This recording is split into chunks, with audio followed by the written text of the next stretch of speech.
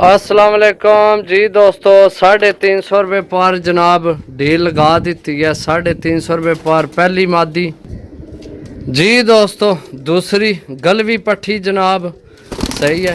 ओहो ये कट्टी है जी दोस्तों, कट्टी भी नहीं है पट्टी है, सही है। पट्टी चेक करो जनाब, सार रोन लगी है जी दोस्तों। तीसरी पट्टी जनाब 350 रुपये पर डील लगाई है भरावां वास्ते। दो पट्टियां ने, तीसरी पट्टी है जनाब, चेक करो। टोटल 15 पीस ने।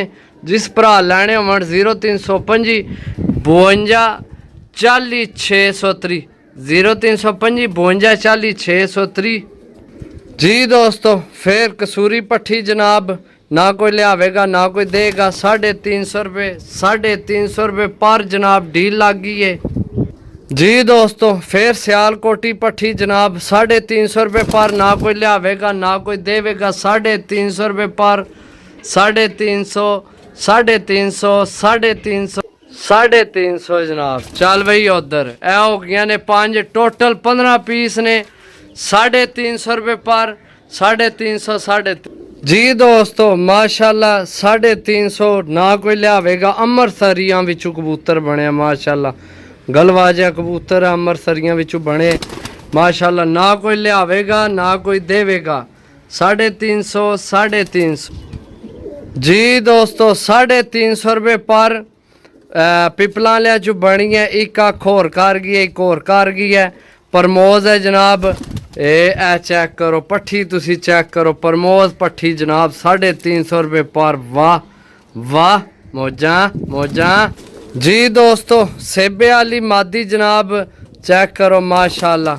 350 रुपये पर जी, 350 रुपये पर। 350 350 350 350 15 पीस ने। 350 रुपये पर जी दोस्तों। पिपला वाली देसी मादी जनाब 350 350 ये भी पट्टी है जनाब, सही है।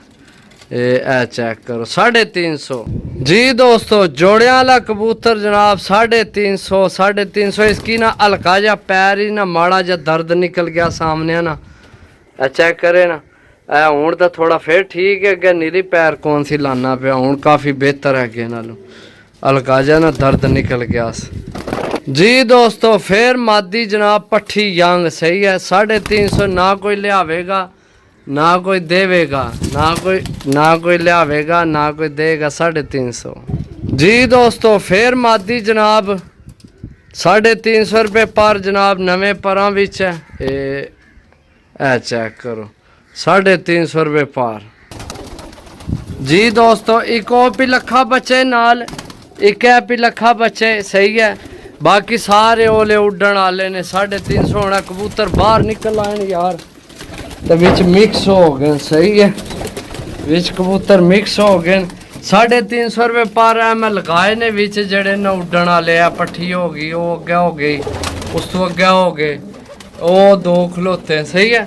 350 रुपये पर जनाब जिस लैने होवन।